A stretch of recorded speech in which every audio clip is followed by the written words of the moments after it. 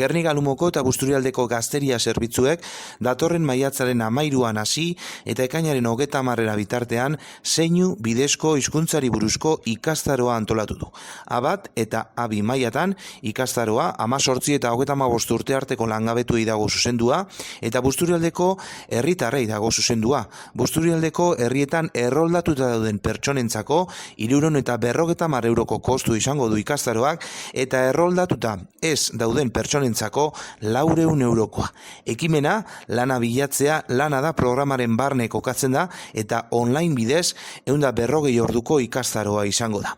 Ekimen honi esker egoera ohikoetan eta informazio konkretua jasota hizkuntza nahiko erretza erabiliz eta erregistro neutroan gorrak diren pertsonekin zeinu bidez komunikatzeko jakintzak erakutsiko dira. Ikastaroak 20 plaza ditu eta Euskal Gorrak elkarteko kideek emango dituzte eskolak, online esan bezala. Eusko Jaurlaritzak eta estatuak homologatutako ikastaroa da. Informazio gehiago irubebikoitza gaztedibusturialdea.eus helbidean.